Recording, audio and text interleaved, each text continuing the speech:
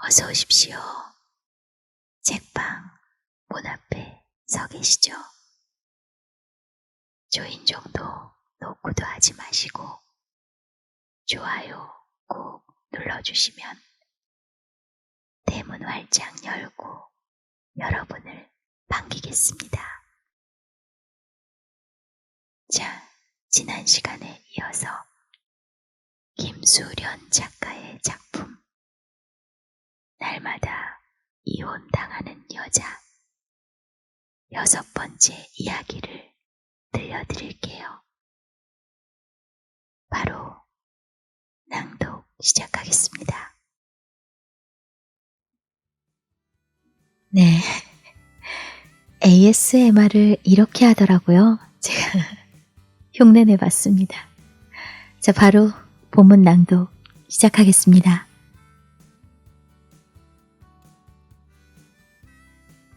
저놈의 인간 사이에 도리와 정. 이른 아침에 한기는 온몸을 부르르 떨게 하더니 습관적으로 한 손을 뻗어 옆을 더듬게 만들었다. 그러나 그 손에 닿은 것은 빙 공허뿐이었다. 지선은 새삼 혼자 잠들었다는 사실이 여유가 아니라 갑자기 진저리 처지는 외로움으로 다가왔다. 지선은 베개를 들고 안방으로 가면서 이건 자신의 동물적 욕구에서 우러나오는 행위가 아니라 순전히 늦가을에서 초겨울이라는 계절의 이행기에 찾아오는 감기 몸살과 같은 일종의 정신병일 뿐이라고 자신에게 항변을 하고 있었다. 내가 누구예요? 지선은 곤하게 잠에 떨어져 있는 철수를 향해 낮은 소리로 물었다. 이건 무의식 속에서도 자신의 몸을 더듬을 여자는 자기 혼자뿐인지 가끔은 궁금해질 때가 있어서 지선이 곧잘 하는 버릇이기도 했다. 철수는 대답 대신 지선을 끌어안았다. 춥다. 지선이 몸을 더욱 옹성거리면서 철수의 품을 헤집고 들어갔다. 철수가 얼굴을 부벼왔다.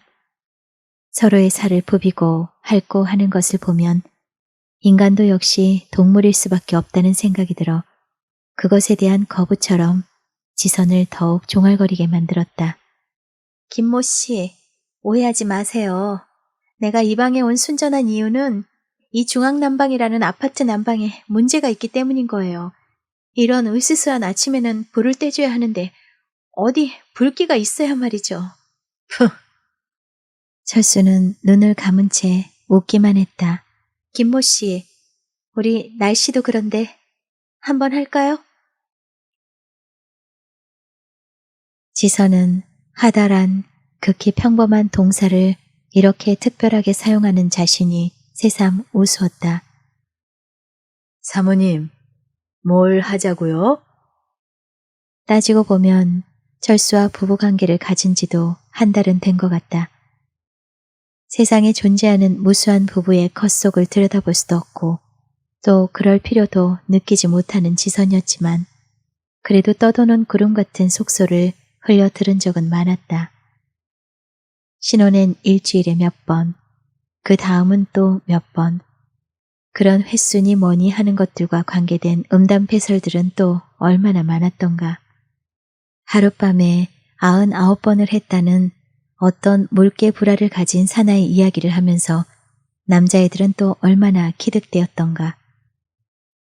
그러나 자료나 통계를 보면 남편의 잦은 요구에 대응해주자니 몸이 부서지는 것 같은 육체적 괴로움과 수치심을 느끼지만 그거라도 꼼짝 않고 있지 않으면 다른 여자랑 바람이라도 피울까 겁시나 죽은 몸뚱이다 생각하면서 산다는 여성들이 의외로 많은 걸 보면 그런 횟수니 뭐니 하는 것들도 기실은 가부장제 사회 속에서 나온 모순된 남성상일 뿐인 것이다. 이걸 다행이라고 표현해야 하는 건지 당연한 일인데도 불구하고 철수와는 다른 문제로는 사내 안 사내 하고 심각하게 싸운 적은 있지만 부부관계에 있어서만은 미묘한 어떤 문제도 없다는 것이 지극히 다행한 사실이었다. 당신 피곤한가 봐요? 토요일은 그렇게 정해놓은 것처럼 술에 쩔어서 들어오는 철수인지라 이런 일요일 오전엔 더욱 갱핏해 보이는 사람이 바로 그였다. 그러나 지선의 말에는 대답도 하지 않고 철수는 지선의 가슴에 얼굴을 묻었다. 지금까지 한 번도 철수는 지선이 원하지 않을 때 일방적으로 관계를 가진 적이 없는, 그래서 항상 부부관계의 주도권은 지선이 쥐고 있었다. 그리고 그 역으로 자신이 아무리 피곤하더라도 지선이 요구할 때 한 번도 거부한 적이 없는 그이기도 했다. 당신 참 불쌍하네요. 철수가 정액이 담긴 콘돔을 화장지로 칭칭 싸서 쓰레기통에 버리고 났을 때였다. 사모님, 좋은 일요일 아침부터 무슨 소리실까? 철수가 웃으면서 지선의 얼굴을 쓸었다. 당신 솔직히 말해봐요. 콘돔 하기 싫죠? 누가 그럼 좋아서 콘돔 하는 사람이 있나? 할 수 없으니까 하는 거죠. 그러고 보면 당신은 천사야. 우리나라 남자들은 대부분이 여성에 대한 극히 편의주의적 사고를 많이 갖고 있는데 그 하나는 자신들의 여자가 백합처럼 순결한 여자이길 바라면서 또 한편에서는 침실에서는 가진 교태를 부리고 피임 같은 것은 척척 알아서 하는 달코 다른 여자이기를 원한다는 거죠. 더구나 가관인 것은 그 피임을 여자 쪽이 전적으로 알아서 처리해야 한다는? 그러니까 임신에 대한 불안은 전적으로 여성의 것이고 여자 쪽이 책임을 져야 한다는 사고를 하는 거죠. 나도 당신이 콘돔 하는 게 안 돼서 여성이 할 수 있는 피임에 대해 연구를 많이 했는데 결론은 결국 남성의 콘돔이 가장 부작용이 없고 간편하다 이 말씀이죠? 철수가 지선의 뒷말을 이었다. 당신은 우리 아이 갖고 싶지 않아요? 우리 아이란 말을 불쑥 던지고 나자 지선은 그녀답지 않게 갑자기 쑥스러워졌다. 우리 사모님이 오늘따라 뭘 또 떠보려고 이렇게 저렇게 말을 돌릴까? 지선은 이번에는 진심으로 묻는 말이었는데도 철수는 진심으로 피임에 동의하고 있는지를 알고 싶어서 하는 질문쯤으로 넘겨짚었다. 사실 지선이 이런 질문을 이리 돌리고 저리 돌리고 몇 번 물었던 것도 사실이었다. 남자들은 핏줄에 대한 본능이 대단하잖아요. 지선은 철수의 문제라기보다는 남자 일반으로 문제를 회귀시켰다. 그건 여자들도 마찬가지걸요? 아니지. 모든 인간들이, 모든 인류가 그렇게 해서 지금까지 버텨온 거 아니오. 인간이니 인류니 따질 필요도 없이 당신 솔직히 말해봐요. 길거리에서 젊은 부부들이 아이를 안고 가는 거 보면 행복해 보이지 않아요? 이지선 씨의 그런 유도신문에 넘어갈 김철수가 아닙니다. 지금 우리가 애를 낳을 형편이 안 된다는 것은 이미 우리가 합의한 내용이지 않습니까? 철수는 일부러 한마디 한마디를 곱씹으며 말했다.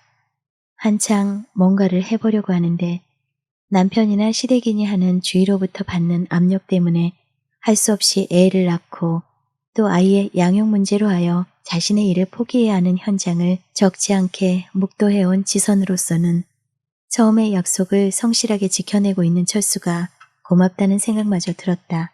사실 따지고 보면 고마워할 일이 전혀 아닌데도 말이다. 당신 여성지 잘 보니까 알겠지만 가끔 그런 거 보면 사회적으로 출세한 여자들이 가정에서도 완벽한 현모양처 노릇을 잘 해내고 있다는 이른바 슈퍼우먼들 이야기가 나오잖소. 철수의 그 다음 말도 기다리지 않고 지선이 곧장 말을 받았다. 그런 여성지가 여성들 모두는 슈퍼우먼이 될 수 있다라는 신화를 사회적으로 공공연히 퍼뜨리는 노릇을 성실히 수행하고 있는 셈이에요. 여성을 위해서 만든다는 여성지가 여성을 가장 비하시키는 노릇을 성실히 수행하고 있으니 여성들을 사회나 정치 현실에 대한 의식이라고는 조금도 없는 연예인의 스캔들이나 들추어내는 가십적인 인간들로 여기질 않나.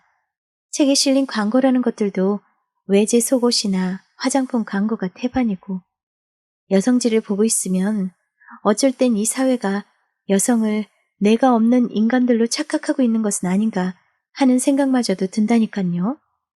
화제가 여성지로 번지자 여성의 현실을 이야기할 때는 언제나 그런 것처럼 지선의 말에는 분노가 서려 있었다. 여성지도 그렇고 또 거기에 실린 슈퍼우먼 신화란 것도 다 당신이 항상 말하는 남성들의 이기주의적인 사고 속에서 나오는 것 아니겠소. 당신을 포함한 대부분의 여성들은 그렇게 될 수가 없는데도 말이오. 그런 잘못된 신화가 여성들을 더욱 좌절하도록 만드는데 일조를 하고 있는 셈이지. 남들은 이것저것을 다 잘해낸다는데 나는 왜 이럴까 하고 말이야. 그러니까 내 말은 알아요. 당신은 지금 당장은 공부와 육아를 병행할 수 없다는 그런 이야기를 하고 싶은 거죠? 철수가 천천히 고개를 끄덕였다. 당신 어제 그 신문 기사 봤어요? 지선이 눈을 생기 있게 빛내면서 물었다. 어떤 기사를 말하오? 대학 1학년 때 성폭행을 당했던 경험으로 정신병까지 앓고 있던 결혼까지 포기한 여성이 끝내 자살한 기사 말이에요. 도서관에서 밤늦게까지 공부하다가 그런 일을 당했다는데. 지선은 그 기사를 보던 순간에도 그 여성이 당했을 고통에 마음이 저려왔는데 지금도 그녀의 눈썹 끝엔 바달만한 눈물이 방울방울 맺혔다. 나는 도대체 이 땅의 여성의 현실이 너무 어처구니가 없어요. 여성이 당하는 고통이 비단 성폭행만은 아니겠지만 5살짜리 어린아이부터 여든 먹은 할머니들까지도 그 성폭행의 대상이 되고 있는 게 현실이잖아요. 지선이 눈물을 주먹으로 훔쳤다. 이건 내 친구가 직접 전철 안에서 목격한 건데요. 어떤 젊은 남녀가 해도 너무한 짓을 많은 사람들 보는 앞에서 계속하길래 그 앞에 앉은 할아버지가 젊은 사람들이 그게 무슨 짓이냐고 야단까지 쳤는데도 계속 그 짓을 하더래요. 그러다 얼마 있다 남자가 먼저 내리자 그 옆에 앉아있던 여자가 갑자기 대성통곡을 하더래요. 그 남자가 자신의 옆구리에 칼을 들이대고 협박을 해서 꼼짝없이 그 노릇을 당하고 있었던 거래요. 지선의 목소리는 떨리고 있었다. 그래. 그러니까 그런 현실을 깨우치기 위하여 당신이 노력하고 있는 것 아니오. 철수가 지선의 짧은 머리카락을 손으로 쓸었다. 지선이 철수의 사려 깊은 눈매를 바라보다 자리에서 벌떡 일어섰다. 왜? 밥 차려야죠. 밥을 먹어야 싸울 힘이 나올 거 아니에요? 지선이 오른쪽 손을 들어 주먹을 쥐어 보였다. 철수가 같이 움직이지 않으면 일요일 아침상도 차리는 법이 없는 자신이 이렇게 아침을 위하여 일어나는 것을 보면 철수의 말에 감격을 하긴 한 모양이라고 지선은 자신에게 소곤대고 있었다. 내가 당신 힘내라고 조금 이따 차려줄 테니까 우리 조금만 더. 무슨 이수일과 심순애라고 철수가 지선의 발뿌리를 잡고 늘어졌다. 통속적인 것은 딱 질색인 지선인데도 철수가 그렇게 나오자 마음이 흔들리는 건 어쩔 수 없었다. 지선이 못 이긴 척 다시 눕자 철수가 지선의 귀에 더운 바람을 불어넣었다. 지선은 철수의 애무를 애써 외면했다. 참, 당신 내 친구 혜경이 남편이 쓴 글 전에 읽는 것 같던데 남녀간의 사랑에 대해 정리를 잘 해놨죠. 글쎄. 철수는 지선의 예상과는 달리 말꼬리를 흐렸다. 왜? 무슨 문제가 있어요? 남자와 여자의 사랑은 서로 대등해야 하고 항상 끊임없이 서로를 고무하고 추동하는 관계라야 한다. 그런 서로에 대한 구심력이 없어진다면 부부관계란 단순히 합법적 매춘이나 종족 보존을 위한 수단에 불과한 것이다. 명쾌하잖아요. 철수가 지선의 말을 잠자코 들으면서 그의 습관인 자신의 머리카락을 손으로 쓰는 행동을 했다. 언뜻 보면 별로 큰 문제는 없는 것 같은데 더구나 애정조차도 없이 서로의 이해관계 때문에 어쩔 수 없는 결혼 생활을 영위하거나 일방적으로 여자 쪽이 불평등을 감수하면서도 부부란 이름으로 살아가는 사람들이 많이 있다는 현실에 비춰볼 때는 서로 대등하고 끊임없이 발전해 나간다는 것은 매우 신선하고 좋은 점이라고 할 수 있죠. 그러나 철수의 본론은 이제부터 시작되고 있었다. 부부간의 관계라는 것이 그렇게 인식의 발전 단계나 뜻을 같이 한다는 차원에서만 위치 지어줄 수 있을까? 만약에 결혼 후 여자가 어쩔 수 없는 임신과 출산, 육아로 하여 사회적 능력과 인식력에서 남자와 차이가 나게 됐는데 남편이 그것을 이유로 내세워 부인에게 이혼을 하자고 한다면 어쩌겠소? 그러니까 여자도 남자와 똑같이 사회적 능력과 인식력을 키워가야죠. 철수가 갑자기 혀를 찔러대는 바람에 지선은 한참 있다 볼멘 소리로 말했다. 그래, 그건 당연히 그래야 하는 건데 내가 말하고 싶은 것은 부부간의 인간적 정과 의리, 조강지처와 지아비로서의 의지가지가 돼주고 어떤 고통과 희생도 기꺼이 하는 그런 부부관계가 더욱 의미가 있다는 이야기오. 저놈의 인간 사이의 도리와 정. 철수가 그런 말을 꺼낼 때가 지선은 제일 역겨운 순간이기도 했다. 정확히 말하면 곤욕스러웠다.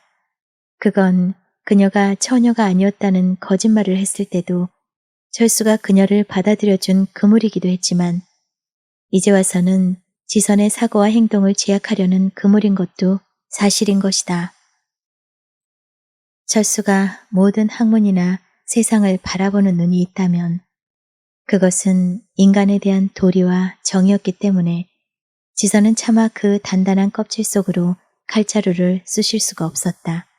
쑤셔댄다 하더라도 철수는 그 자신의 논리 그대로 한 점 빈틈이 없이 지선이나 남들을 대하기 때문에 어찌 보면 논리와 실천이 절묘하게 결합돼 있는 인간이라서 번번이 지선이 물러나는 수밖에 없었다. 그러나 철수가 인간의 도리와 정을 앞세울 때 그 논리가 어떻고를 떠나서 지선이 참기 힘든 것은 철수가 훈장 선생 같은 그런 소리들을 줄줄 늘어놓을 때면 시골의 시어머니 얼굴이 떠오른다는 것이었다. 시어머니는 일주일에 한 번씩은 전화를 해서 오늘 밤엔 누구누구 어른 제사니깐 형하고 꼭 가야 한다.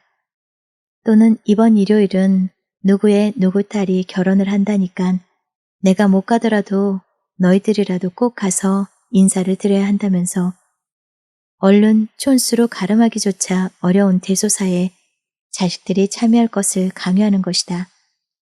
물론 철수가 그런 대소사에 일일이 쫓아다닌다면 생활 방식의 차이 때문에라도 지선이 견디지 못하고 예전에 이혼이라도 해버렸을 것이다. 그러나 가끔 철수도 괴롭고 귀찮아하면서도 시어머니의 성화에 못 이겨 그런 집안 행사에 참여를 할 때면 지선은 화가 머리끝까지 치솟았다. 도대체 사돈네 팔촌도 더 되는 사람들이 자신들과 무슨 연관이 있다고 이렇게 바쁜 사람들의 귀한 시간을 축내게 하는지 지선은 도대체 이해할 수가 없는 것이다. 그런 지선네에 비하면 혜경과 태민 선배는 천생연분인 것이다. 남들이 말하는 끼라는 게 있어서인지 아니면 음악을 가까이 하다 보니까 자연스럽게 그렇게 된 것인지 지선 자신도 모르겠지만 어렸을 때부터 팝송을 듣고 자라나 흥겨운 음악만 나오면 저절로 몸이 움직이는 사람이 지선인데 그런 지선을 바라보는 철수의 눈은 그야말로 저런 천박한 여자가 내 마누라인가 하는 경멸감이 가득한 것이다. 그러나 혜경네 부부는 학교에서 속칭 딴따라로 불리는 문화패 출신의 선후배여서 서로의 끼를 존중해주는 편이고 둘 다 서울에서 태어나 성장한 사람들이라 그렇게 깊은 문화적인 이질감 또한 없어 보였다. 정확히 말해서 없었다. 시댁 집안 어른의 생신에도 찾아가 뵙지 않는다는데 사돈의 팔촌 제사며 그 자식들의 결혼식이 무슨 의미가 있으랴. 제발 철수도 그렇게 살아줄 수 없을까? 그러면 우리 부부도 세상의 천생연분이라고 불리는 부부들이 하나도 부럽지 않을 텐데. 내 말에 동의를 하지 않으면 가만히 있지 말고 말을 하라고. 유리창에 쳐진 커튼에 복잡한 꽃무늬에 지선이 시선을 박아두자 철수가 지선의 얼굴을 쓸면서 물었다. 이 남자는 도대체 어떤 머리 구조를 가졌길래 누구보다도 이 땅의 여성의 현실에 가슴 아파하며 아내의 자아 실현을 위해 남편도 충분히 희생할 필요가 있으며 서로의 사회적 실현 때문에 조건이 허락질 않는다면 아이를 가지지 않아도 좋다는 급진적이기까지 한 사고를 하는가 하면 또 한편에서는 곰팡내 나는 인간의 도리를 외치며 부모의 말이라면 죽는 신용까지도 해내려고 할까. 지선이 그에 대한 해답이라도 구하려는 듯 철수의 얼굴을 찬찬히 뜯어보았다. 당신 참 이상한 동물이에요. 지선의 입에서 생각지도 않던 엉뚱한 소리가 흘러나왔다.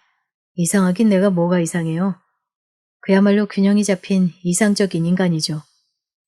지선이 철수의 말에 하도 어이가 없어 코웃음을 쳤다. 그렇게 비웃지만 말고 할 이야기가 있으면 이야기를 하라고요. 이번엔 철수가 정색을 하고 말했다. 나중에 할게요. 나중에. 그래. 내가 언젠가는 당신의 그 모순된 사고체계를 박살내고 인간 사이에 도리니 정이니 하는 것들을 산산조각 내놓고야 말리라. 지선은 철수의 품으로 들어가면서도 한편으론 어금니를 꽉 깨물었다. 친정이란 이렇게 좋은 천당인걸. 그 옷 처음 보는 건데? 지선이 기분 좋게 자동차 키를 흔들며 엘리베이터에 탔을 때 철수가 불쑥 한마디 했다. 이거 처녀 때 입던 거라고 할까? 처녀 때? 그때도 철수와 한 몸처럼 붙어 다녔는데 그가 내 옷 하나하나를 모를 리가 없다. 그럼 은선이나 엄마가 입던 옷을 고쳐 입었다고 할까? 그건 철수를 더 화나게 할 것이다. 없으면 안 입으면 그만이지. 거지처럼 남의 옷이나 받아 입냐고. 지난번 백화점 세일 때 샀어요. 결국 지선은 사실대로 실토하고 말았다. 돈도 많네. 철수가 비아냥거렸다.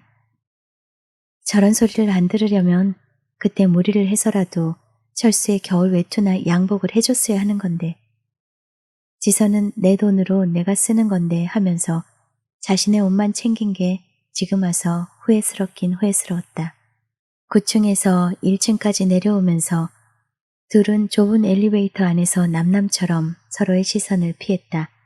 지선이 차에 올라타 시동을 걸 때였다. 말이 나온 김에 이야기합시다. 지난번 등록금은 어떻게 해결했소? 철수는 감사라도 나온 사람처럼 사무적으로 묻고 있었다. 지선은 사이드 미러를 보는 척하면서 대답할 시간을 벌었다.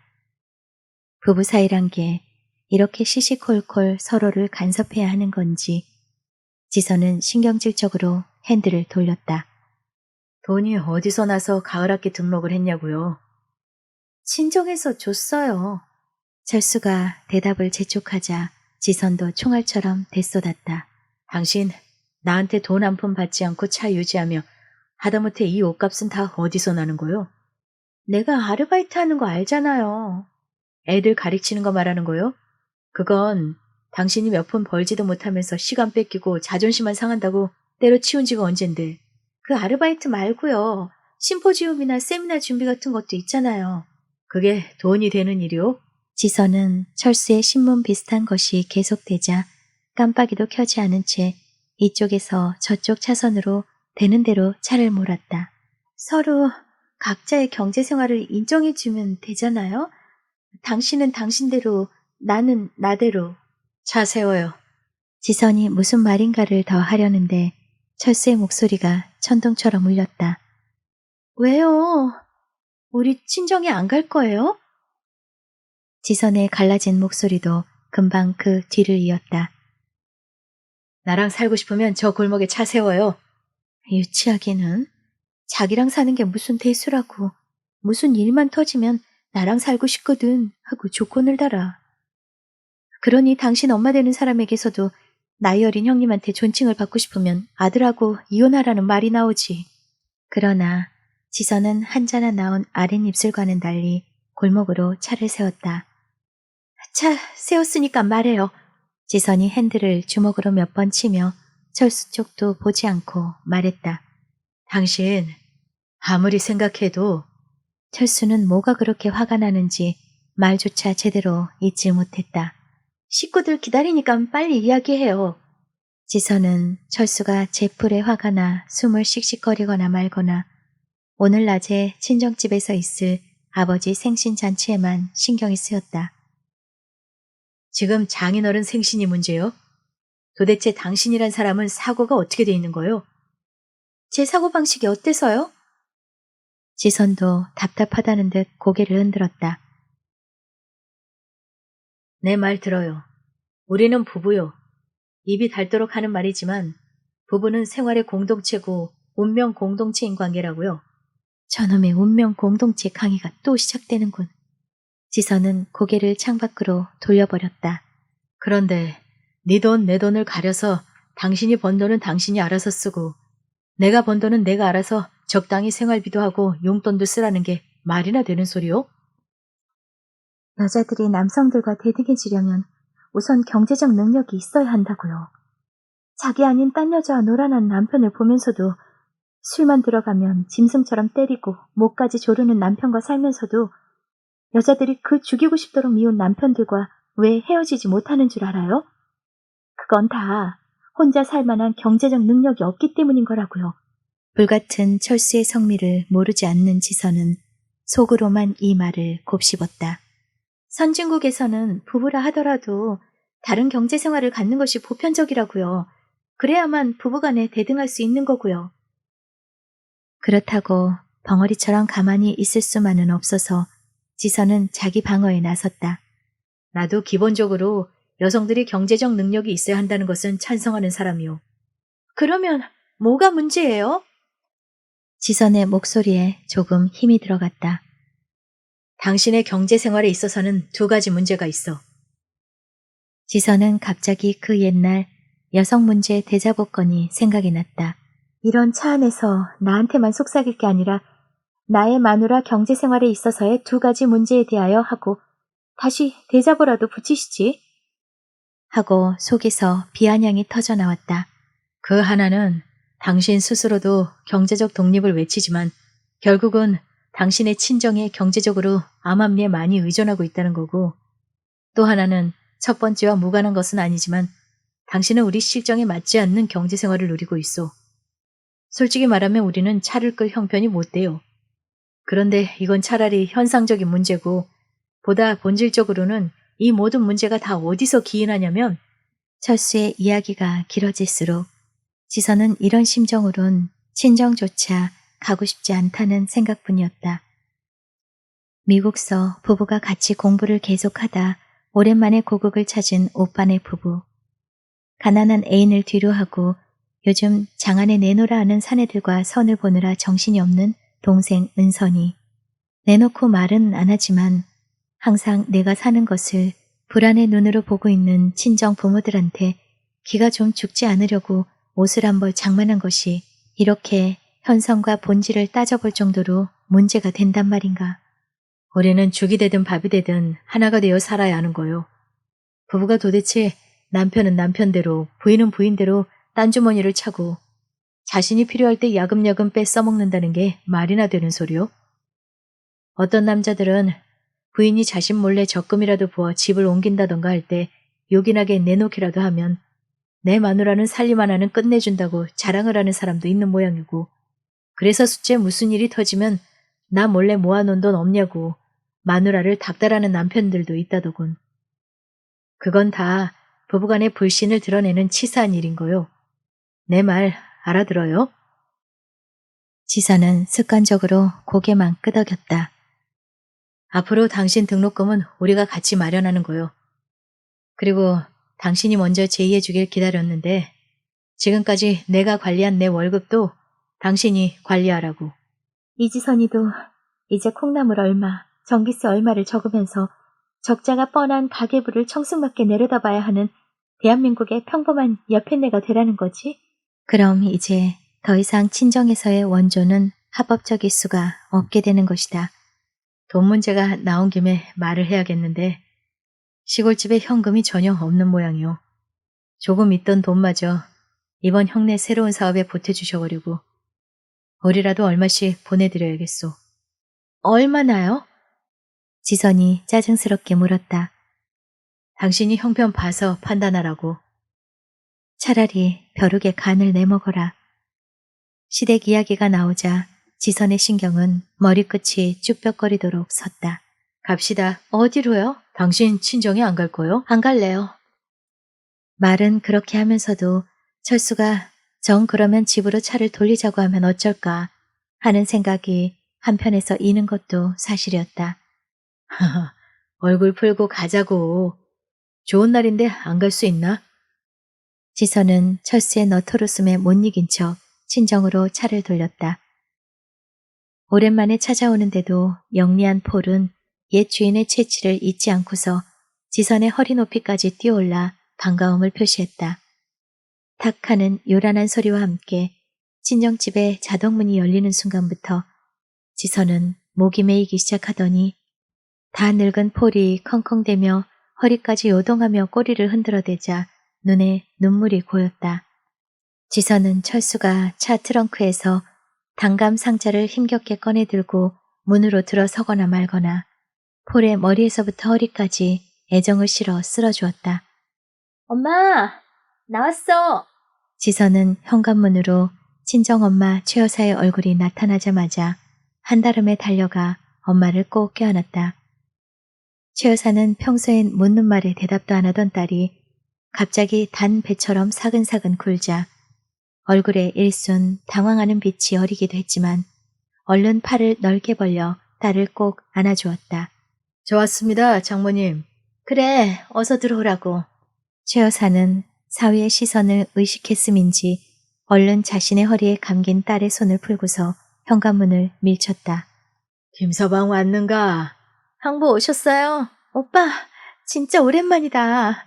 오빠 내 신랑 처음 보지?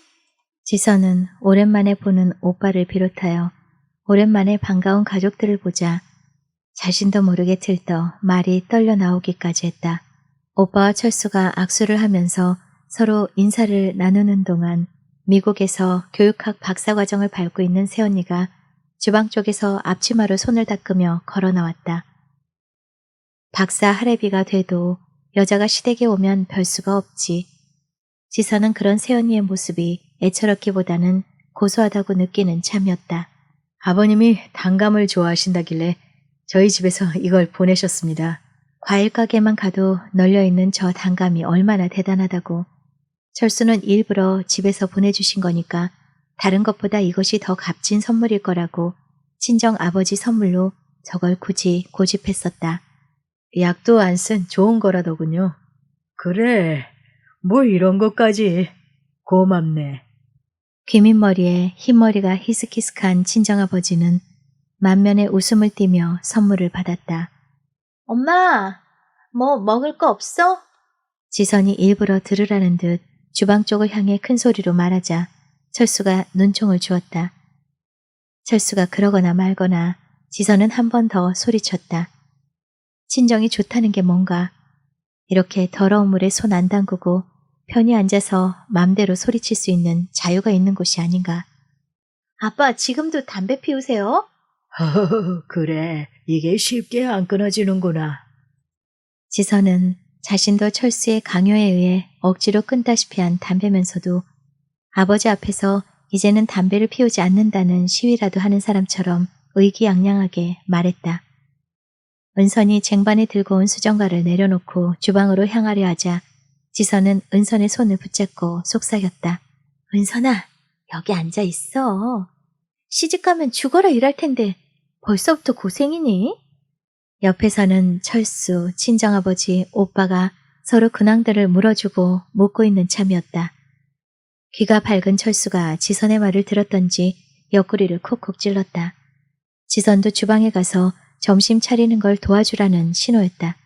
지선은 철수가 그러거나 말거나 오빠 공부하기 힘들지 하면서 여유있게 담화를 나누고 있는 남성들 사이의 대화로 끼어들었다. 저렇게 현대식 설비가 돼 있는 부엌에서 우아하게 앞치마까지 두르고 땀 좀 흘리는 것은 아무것도 아니라고. 당신 나 몰라? 내가 당신 집에 가서 얼마나 고생하는 줄. 오늘은 나도 편히 쉴 권리가 충분히 있는 거라고. 지선은 유난히 청 높은 목소리로 떠들고 웃다. 주방 쪽에서 점심상이 다 차려지는 낌새가 느껴지자 그래도 일을 거들었다는 신용은 하기 위해 주방 쪽으로 향했다. 새언니, 며느리 노릇하기 힘들죠? 지선은 잡채를 마지막으로 데치고 있는 새언니의 등 쪽으로 다가가 다 이해한다는 듯 상냥하게 말했다. 여자들이 다 그렇죠. 아가씨는 시댁이 시골이라 더 고생되시죠? 아니, 지금 이 여자가 내가 가난한 집에 시집갔다고 나를 동정하는 거야, 경멸하는 거야? 그래, 너는 시댁이고 친정이고 다 부자라 이거지? 지선은 갑자기 기분이 상해 싱크대 위에 얹혀져 있는 수저함을 잡아채듯 들고서 식탁에 수저를 놓기 시작했다. 새언니, 저희 시댁 정말 좋아요. 지리산 근처라서 시댁에 갈 때마다 노고단까지라도 올라갔다 오든지, 아니면 왜 새언니도 그 노래 알죠? 전라도와 경상도를 가로지르는 섬진강 줄기 따라 화개장터엔. 지선이 갑자기 발로 박자를 맞추며 노래를 불렀다. 그 노래 가사처럼 화개장터 쪽에 가면 쌍계사가 얼마나 좋다고요. 섬진강에 나룻배 타는 것도 풍치가 끝내준다고요. 시댁에 갈 때마다 노고단이나 쌍계사에 간다고? 자신이 생각해도 어처구니가 없었다. 먼 발치로 지리산 줄기만 눈이 아프게 보다가 그것도 여유있게 보지도 못하지만 새끼 때 맞춰 밥 차리고 설거지하다 파김치가 되어 서울로 올라오는 주제에 섬진강의 모래사장과 나룻배라니. 그러나 어찌됐든 그런 거짓말이라도 쏟아놓고 나니깐 이상하게 속이 다 후련했다. 새언니한테 멋있게 복수를 한 듯한 느낌이 들었던 것이다. 지선 언니 뭐 기분 좋은 일 있어?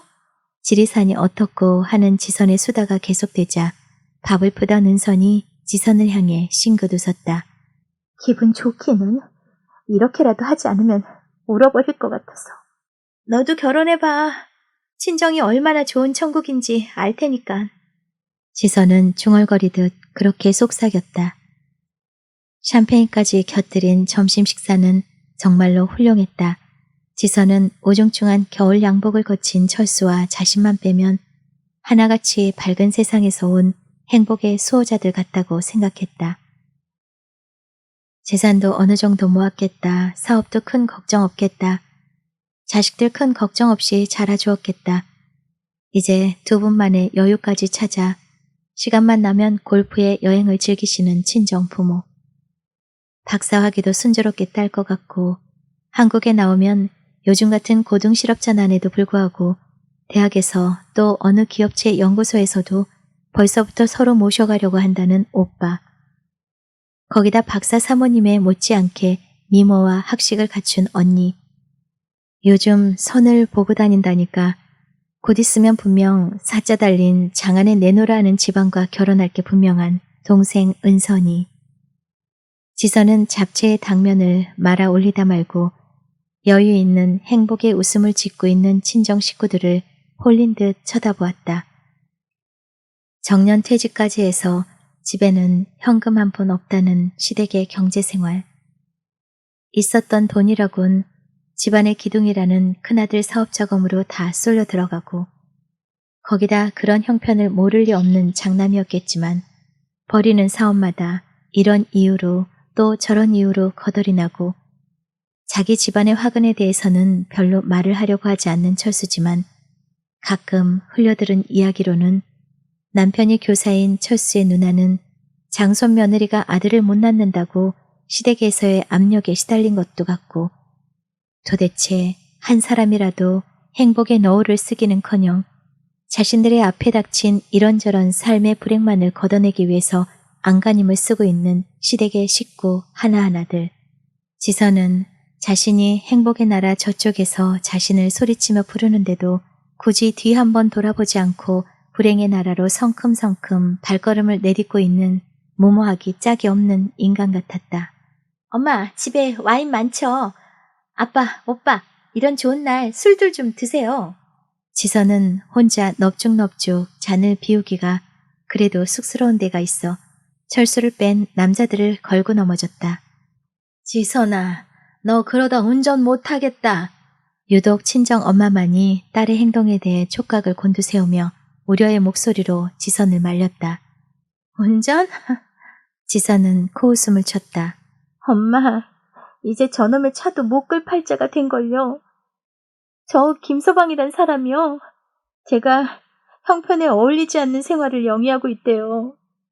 운전이야. 형부가 하면 되잖아요? 우리 지선 언니는 결혼을 하고도 하나도 안 변한 대단한 사람이야. 언니 내 잔도 받아. 은선이 그래도 지선과 친분이 두텁다고 편역을 들고 나섰다. 지선은 은선이 따라주는 와인을 한숨에 마셨다. 생일상에 케이크가 올려주고 샴페인이 터뜨려지자 그런 생일 파티 분위기를 썩 달갑지 않게 여기던 철수는 지선이 점점 더 취해지자 어색하게라도 웃던 웃음마저 그만두고 비석처럼 앉아 있었다. 김철수, 내가 마구 취해 너희 집안 흉이나 볼까봐 걱정되지? 걱정하지 말라고. 나도 자존심이 있는 사람이니깐 큰소리치며 결혼한 이 가족들 앞에서 서러움의 눈물을 뚝뚝 떨구진 않을 테니깐. 이런 파티 분위기가 너를 좌불안석으로 만들 듯 나도 너희 가족들이라면 신물이 나. 너는 그걸 알았니? 너는 알았을 거야. 나는 오늘에서야 깨달았단다. 경제적 수준과 문화적 공감이 남녀가 만나서 사는 결혼에 얼마나 중요한 요소로 작용하는가를. 지선은 점점 더 날카로워지는 철수의 눈총이 확확거리는 자신의 얼굴에 내려 쏘이거나 말거나 부드러운 미소까지 지으며 와인을 입에 털어넣었다.